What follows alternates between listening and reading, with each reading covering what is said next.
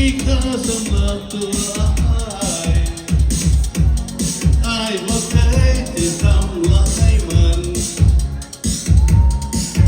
อ้ายเพียงแค่ที่สุดก่อนจะรู้สิมาผูกพันโปรดอย่ามาทิ้งความฝันที่อ้ายเลยนะ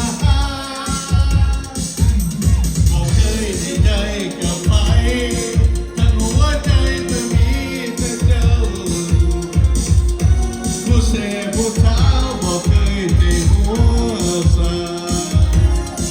แต่ต้องยอมรับความเป็นจริงแค่ผู้หญิงที่อ้ายเห็นค่าให้กันไม่ที่เธอมาดูแลให้ดีสำหรับอ้ายและเจ้านั้นมีค่าที่ผ่านมาอยากเจอจริง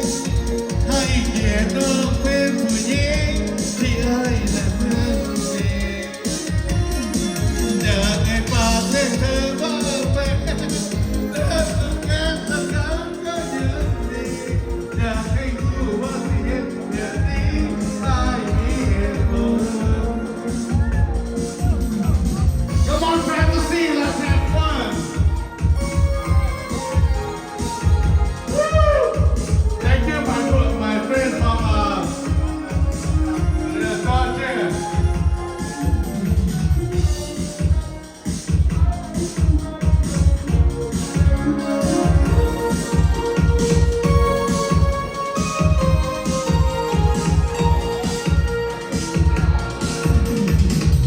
ที่เจ้าให้มาหามันมีค่าสำหรับตัวอ้ายบ่เคยที่ทำร้ายมันอ้ายเพียงแค่เตรียมตัวก่อนจะกลัวที่มาผูกพันโปรดอย่ามาทิ้งความฝันที่อ้ายเลยนะ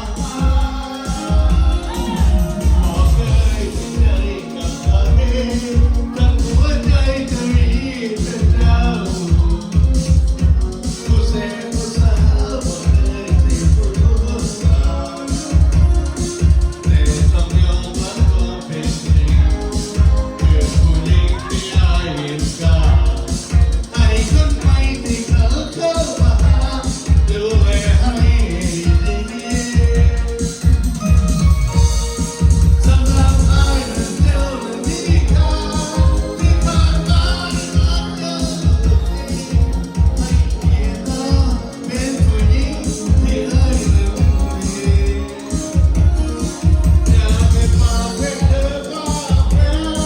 เธอก็แค่สักครั้งก็ยังดีอยากให้รู้ว่าเสียงแบบนี้อ้ายมีเหตุผลอยากให้น้องมาลองเข้าใจอ้ายก็แค่รักใครหลายคน